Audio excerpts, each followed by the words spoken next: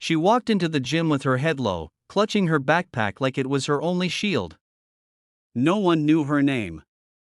No one cared to. But 5 minutes later, everyone in that gym would remember her, the quiet new girl who dropped the bullies with a single karate move. Before we dive in, don't forget to hit that like button, subscribe, and stay till the end, because what happens next isn't just a fight scene, it's a lesson in courage, respect, and standing tall when the world tries to break you. The first day at a new school is supposed to be exciting. For Lena, it was anything but. She had just moved from a small town where everyone knew each other to a big city where cliques ruled the hallways and first impressions were everything. Her mom, a single parent working double shifts, had whispered that morning, "Just keep your head up, sweetheart. You've got this." But as Lena walked into the gym for PE, the whispers started. "Who's the new girl?" one of the cheerleaders snickered. "Looks like she shops at the thrift graveyard." Laughter followed. Lena kept walking, her sneakers squeaking softly, her grip tightening on her bag. She'd been through worse: the late nights, the bullies in her old school, and the loneliness that came after her father's death 2 years ago. He was the one who had taught her karate. Not for fighting, but for self-control, confidence, and protection. A true fighter, he used to say, never hits first. But she always finishes with honor. The gym teacher blew his whistle. "All right, everyone. We've got a new student joining us, Lena. Be nice." The class barely nodded. A tall girl named Brooke, the self-proclaimed queen of the school gym, smirked. Her crew, a trio of followers, whispered behind her. "She looks weak. Let's see how long she lasts." The day went on. Basketball. Relay races. And then, sparring practice, a fun self-defense activity the gym teacher organized once a month. Each student paired up. Brooke walked straight to Lena. "You and me, new girl," she said with a grin that didn't reach her eyes. Lena hesitated but nodded. The teacher gave simple instructions: light contact only, show basic blocks and escapes. But Brooke had other plans. The moment the whistle blew, she lunged at Lena, pushing her hard. "Oops," she said mockingly as Lena stumbled. "Guess you're not used to real sports." The gym snickered. The teacher was busy helping another group and didn't see. Brooke pushed again, harder. Lena's jaw tightened. Her father's voice echoed in her mind: patience first, defense second, action last.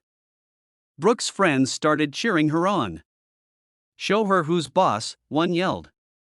Brooke grabbed Lena's shoulder roughly. "What's wrong? Scared?" Lena looked up, calm, steady, and silent. Then, with one swift, precise movement, she sidestepped, grabbed Brooke's wrist, and with a controlled turn, sent her to the floor. It was smooth, effortless, like water flowing. Brooke gasped, eyes wide in shock as she landed flat on the mat. The room went silent. The teacher turned around, startled. "What happened here?" Lena immediately stepped back, bowed slightly, and said, "Self-defense, sir." The teacher looked from Lena to Brooke, who was too stunned to speak. A few students started clapping quietly. Then more joined in. The clapping turned into applause. Even the teacher smiled a little. "That's some impressive control, Lena.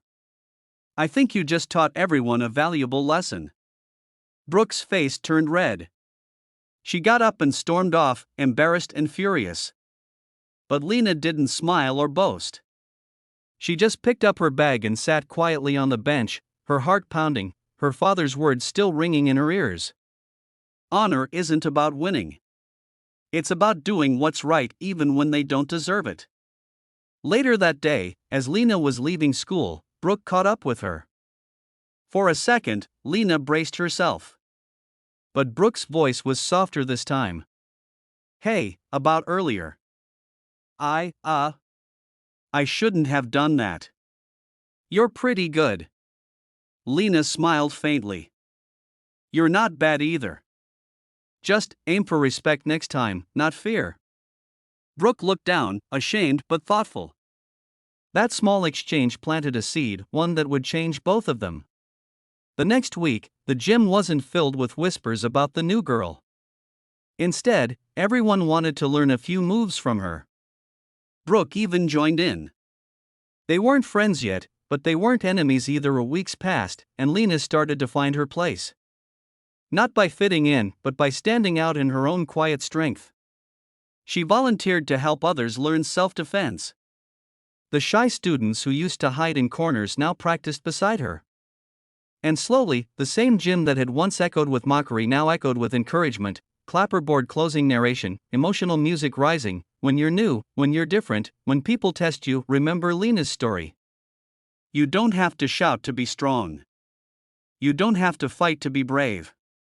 Sometimes, the calmest person in the room is the one who holds the most power. If this story moved you, hit that like button, subscribe to the channel, and share it with someone who might need a reminder that true strength comes not from anger, but from peace, discipline, and self-respect.